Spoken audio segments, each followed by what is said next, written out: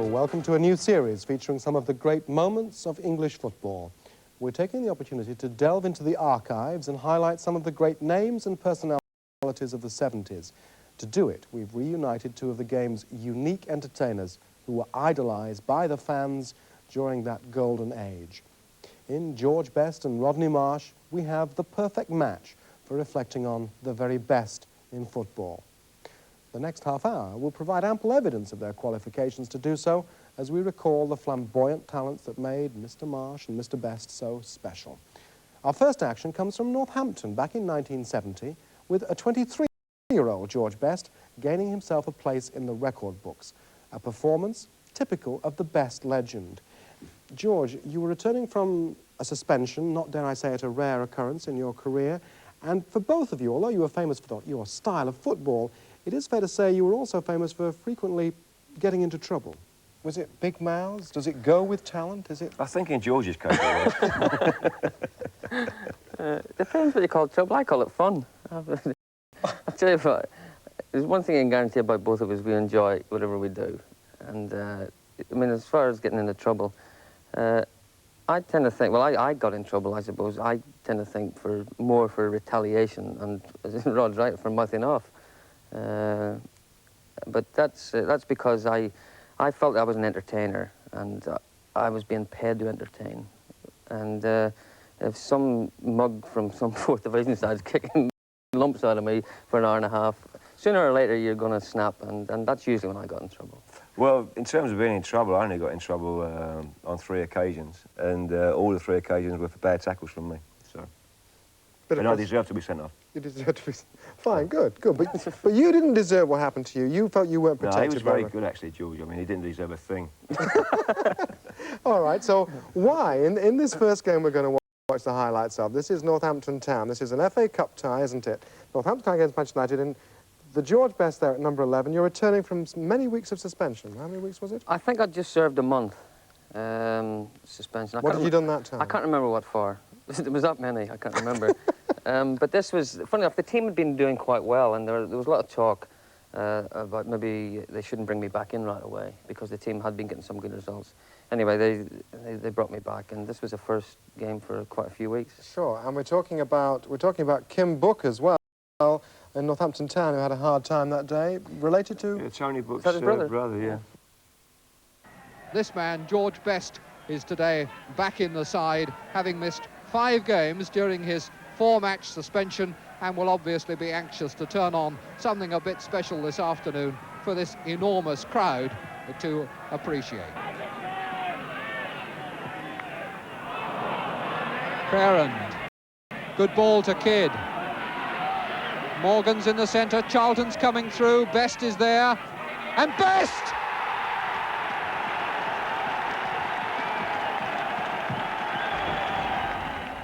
Now Rankmore for Northampton. Well cut out by Sadler. Farrand, and George Best through, that run into his path beautifully. Book is committed, and it's a goal!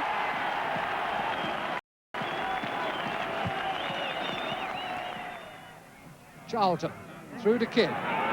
Best is in the middle and onside. Morgan is coming to bring support.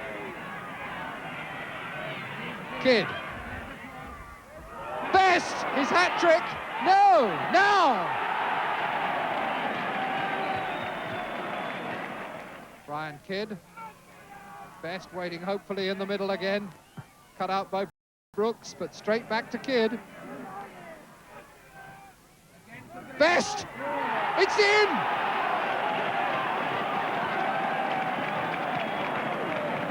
"16 minutes into the second half, and George Best gets Manchester United's and his own 4th goal. 4-0 Manchester United lead.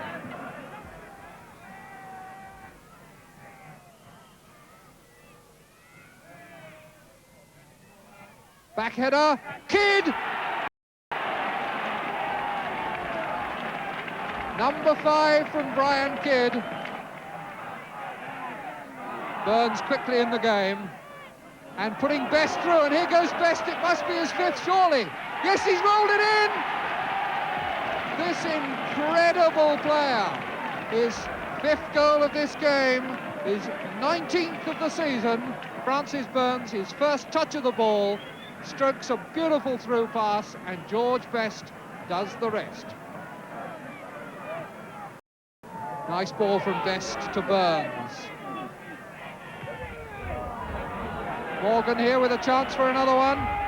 Saved, but it's scored now by Brian Kidd. Brian Kidd second. Burns to Best. 10 minutes left. This is Clark. Now, McNeil, and he's got one. Nobody will grudge Northampton their goal, or indeed McNeil. Edwards coming to challenge Felton. Kiernan and Kieran in again to Best. Here he goes! And George Best sets a club scoring record, 6 goals in a match. Kiernan for Northampton.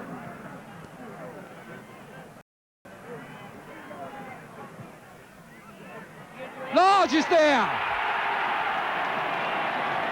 Frank Large gets a second for Northampton. They're lucky I wasn't much fit, actually. I tell you, that's amazing. That could go down as one of the all-time great performances, couldn't it, by any player? Of being out for a 5-match suspension, or a 4-match suspension. 5 games in 4 matches. Geraldson's stuff. Yeah, we must ask him about that, how you managed. But no, but for a player to be out that long, come back and not really train and score 6 goals away from home is a phenomenal feat, isn't it? Let's face it. At any level. At any level, but Paddy Crowne, what we should say, some lovely passes there. It was amazing. Paddy was such an important member of the team, he really was. I mean, when we were playing, if there was one player I didn't want to be out of the side, 3 injury, it was Paddy. He was such a great player. Goal scoring. You scored your share. I mean, we should have a little look, Rodney, at some of your exploits. We have some goals from, this is for you, QPR against Birmingham. Do you remember that? Yeah, in the 70s, yeah. Hat-trick? Hat-trick, yeah. At home. It was a right foot volley, header, and then a right foot shot between 2 players' legs, including the keeper. You clever thing. Yeah, it was great. He remembers it because it was the only hat-trick he ever got. Oh! And now Gillard. Marsh was calling for it, and a slip there allows Marsh to go in! A goal by Marsh! What a goal! Mike Kelly absolutely beaten, and Rodney Marsh puts Rangers ahead. The Rangers leading by a goal to 0, scored by Rodney Marsh. And now Mike Ferguson with the corner, Clement right up there, as you'll see. Marsh getting ahead to it! Oh, Rodney Marsh! A second goal to Marsh! Summerhill harried and hustled all the way by Clement, and hustled into an error, and Ferguson is right there in the middle of it. Will it come through to Marsh? Oh, look at that for skill by Marsh! Oh, and what a goal! Rodney Marsh's hat-trick! Oh, what incredible skill by Marsh! As far as I was concerned, I always used to try to do things that other players couldn't do. And I wanted to entertain the fans. And there was one game in particular that we were playing against at Main Road. We were playing against Birmingham City. And I was having it off one day and playing ever so well, and the team was playing terrific. And I remember late in the game, I was one-on-one with Roger Hind, who was a central defender. And I was running at Roger with the ball, going, side to side, and dragged him inside out. And he eventually fell over. And I went right into the 6-yard box almost, and then tried to chip the keeper from 6 yards and hit the crossbar. And I would try that. It would have been easier just to blow it in. All right, you both moved to America. George for a slightly shorter time. Yeah. Rodney, you're still out there in Tampa. That's right. What took you both to America? I think I went through a very bad period of my life, certainly when I was thrown out of Manchester City in 1976. And this has been recorded in Manchester. Were you badly treated in the city, by Manchester City? When I moved to Manchester, I had a brilliant, brilliant time. It was probably the happiest time of my life. The fans accepted me. Most of the players accepted me. And I really had a great time here. And I really respected the northern attitude towards a Cockney. It really meant a lot to me. But when I left the club, I left under very, very bitter circumstances as a player. And, I would be a liar if I said that wasn't the case. At that time, I made a comment in the press after I left and went to America. I said that Manchester City were going to take a silk purse and make it into a sow's ear. And that's exactly what they've done. Did you have affection for the club, though, Rodney? I mean, that's just a question. Do you still feel fondness for that? I felt tremendous loyalty to the cause of Manchester City. Tremendous. I mean, took you to America. I mean, there's a goal that you scored, George, in America. You were still scoring them out there. In fact, I think there's quite a long run into this, but what we see for the San Jose Earthquakes, wasn't it? That's right, yeah. Mm. All right, we're going to see this. There was quite a run beforehand. We just get the beautiful little end bit. Through to Best. Now he's in a position where he can take on defenders. Still George Best. No way through. Or is there? Yes! That's wonderful! Well, those who think George Best's career is declining should look at this. They dived in at him from all angles, and still he found a way through. A gap was lost then. Another trick, another turn. And this is the very best of George Best. You tell me we missed the end of it as well, because after he scores... Yeah, chase the referee and... No, the lead-in... What about? The lead-in, no, the referee, I mean, I thought they were bad in this country until I went to America. And I'd had a sort of a run-in with him earlier, usual verbal, and we had just been awarded a free kick, and I was still sort of angry. So I said to the guy that took the free kick, just give it to me. And it was one of those things, I just made my mind up that I was going to go for it. And I think we counted it once. I didn't beat 9 players. I beat 3 of them 3 times. And it was just one of those things that came off. And as Ronnie says, after, you don't sit there, but after I scored, apart from wanting to celebrate, I head straight for the referee as if to say, you know, thanks very much. When the two of you went to play together, what brought you together at Fulham? Was it a business idea? No, at the time, the North American Soccer League, they were only playing outdoor. Later on, they went both indoor and outdoor. So Rodney and I really, well, I was playing sort of half the year, really, there. And Fulham came to, well, both of us, and Bobby Moore as well. And they saw the possibility of bringing 3 players together and pulling the crowds in. And it was amazing how it came together for everybody, including the fans. This game, I think there was 25,000 people, and the previous week there was about 4. So it's September the 1976, and for Hereford we should watch Terry Payne, but mostly we should watch you two for the next few minutes. With 20 minutes gone, no score. Barrett again with it. Ernie Howe up in there, Mitchell, Marsh. On the edge of the area is Best. Carter getting it away. Cutbush. Slough.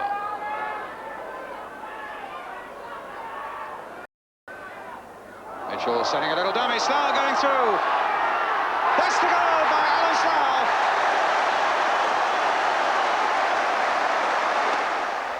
Lindsay now to Burrows. Oh, a bit of space there for Davey. He's gone through them. Is this the equaliser? Good save by Fiedemera. And Cutbush now to Best. Space ahead of him. Terry Payne coming back as hard as he can. Payne still after him. Still Best going on. Tripped. Free kick. And Fulham quickly getting on with the game. The ball with Marsh. A touch now for Cutbush. Hit low there. And it'll come now for Evanson. Oh, a tremendous goal. 2-0.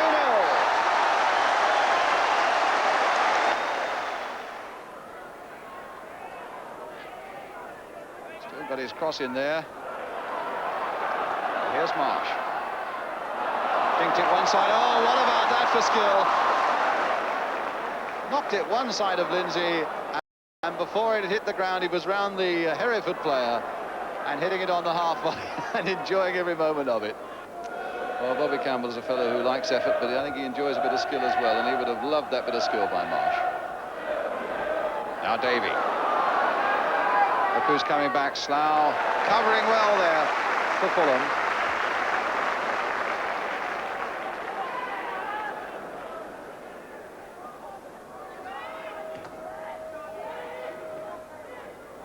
Davey to Lindsay. Good play there, and just a little too high. An own goal by Ernie Howe.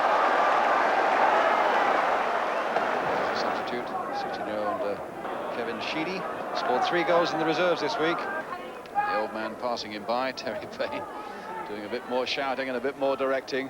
What a career he's had, though. Best.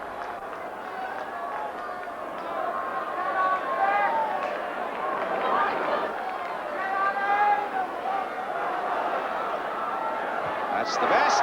Oh, my goodness, he hit the post.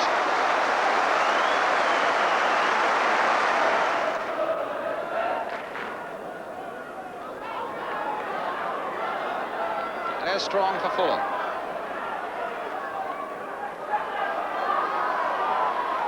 Best. Oh, what a ball there by Best to Marsh.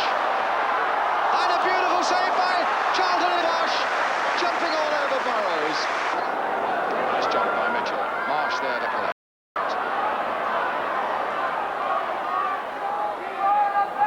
Well, he wrong-footed them all there. And a lovely ball for Best. Now can he do the same? Onto the right foot. Mitchell on the far post. Marsh with a header.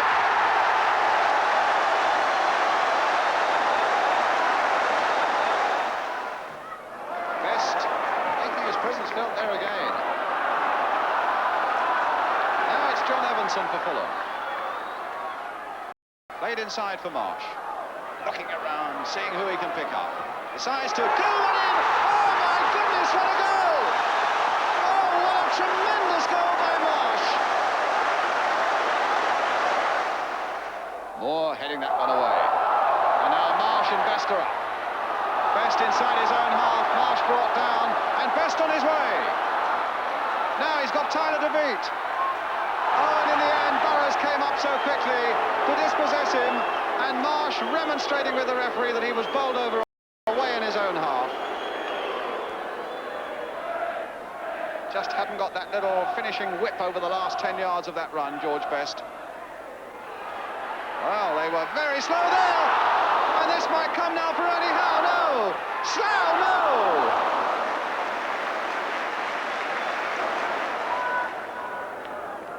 Marsh. Well, they loved that. But Lindsay read it.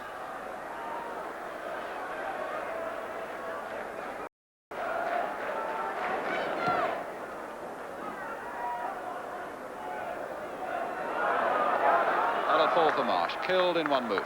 Finds John Evanson. Tremendous worker for Fulham in the middle of the field. Here's Marsh. Evanson, the sort of player who makes the right sort of balance for the rather extravagant skills from time to time of Rodney Marsh. And here's another great break by Fulham. It's Strong going all the way, and then he hits the post. Very nearly number 5. And a corner instead of a goal. A great smile there from Les Strong. Nice little ball played there for Les Strong, and he was wide of the mark again as Marsh and Best tried to set up something for him. Really seems to be enjoying his game, and I think most Fulham fans are enjoying the afternoon now. Strong, and now Best. Hurdled beautifully over Tyler. Took it off Rodney Marsh. Marsh coming back to tackle him. Well, you can do that when you're 4-1 up. Here's Mitchell. Free kick, right on the edge of the box, given away by Galley, who's had a fairly rumbustious afternoon, this big number 5 of Hereford. Another smile, and they're cooking up something. Well, the goalie will want a clear view of this. You can take my word for it. Best and Marsh will be cooking up something, and it almost came off in an unexpected way. Lobbed up by Best, hit by Marsh. In fact, there was a handball before it came to Ernie Howe. Here's Best again, from that pass by Marsh. Played on now for Mitchell. Marsh and Best are right up there. Curled it just wide. That was John Mitchell turning on the style a little bit. Mitchell. Best again. Now taking on Burrows. There's Best. Oh, and saved by Charlton, and saved well. It's with George Best. That's the second nutmeg I've seen him produce in this game, that time through the legs of Roy Carter. Well, Rodney Marsh is the hero of the second half with George Best. And Fulham are worthy winners by 4 goals to 1. And in the second half, you suspect it could have been 6 or 7. There are so many smiles about the place at Craven Cottage, and it's easy to see why people are delighted to come back here and enjoy themselves on a Saturday afternoon to watch the skills of players like Marsh and Best, and the rest of the Fulham team as well. That was rubbish. When was the last time you saw a game where the referee was laughing? A long, long time ago. I mean, that was... I mean, you sit here watching, it's not like watching yourself, it's like watching, I don't know, it's just... I think it was real entertainment. I think what was interesting was that the way all of the other players as well started to try to do things and bend in shots. Yeah. And, you know. It's the entertainment business, though, isn't it?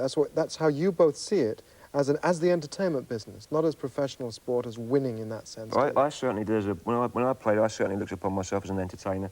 And I felt it was up to me to make sure the fans got their money's worth. I felt exactly the same. And if I come off and I hadn't done what I felt I should have done for the fans, then I consider it to be a bad performance by me. I always wanted to win first, but I wanted to win with flair. I wanted to not just stick 3 or 4 or 5 goals in. I want to do that too, but I would like to try to create something special, especially if we got ahead. And in those days, Manchester City, when I played here in the 70s, Manchester City got ahead a lot of times. So I want to try things like chipping the goalkeeper and things like that. I don't know. It's difficult.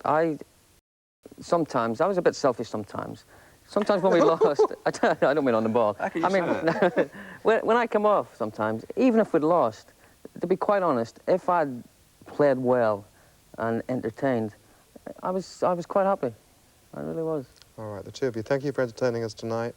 We won't go into that Wolves game where what happened at that Wolves game that sent you to America? I think that's the final story for the Go ahead, George, you can end on a good note. Yeah. No, well, obviously we've seen something that I know both of us think was a bit special. I mean, well, everyone can see for themselves. But I mean, there was the other side of the coin. I remember we played at Wolves one day, and I think we were getting hammered. It was pouring with rain, it was muddy, and after about the 5th goal went in. Against you? Against us, yeah. Our goalkeeper just smacked the ball up the middle, and Rodney and I were standing in the halfway line. The ball just plunked right between the two of us in this mud. He looked at me and he said, "What the hell are we doing here?"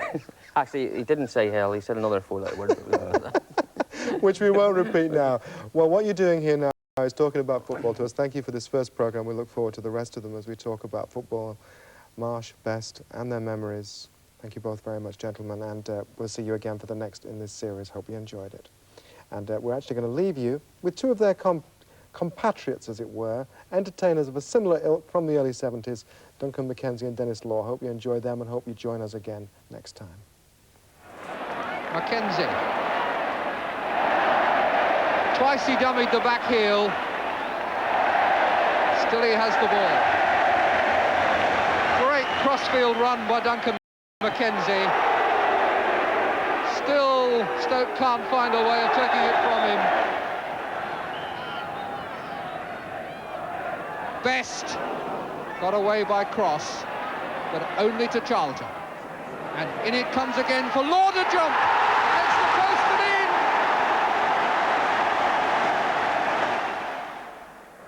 in. Eddie Gray. Up for Bremner. Bremner being challenged by Gowling. Has Lorimer behind him. Lorimer's cross. Mackenzie, goal! What a lovely goal! Somerby slotting it through nicely for Bell. Tuart is away on the left. Lee. Pulled across for Law! Dennis has done it! Frank Gray. Mackenzie chasing this. Mackenzie. Oh, out!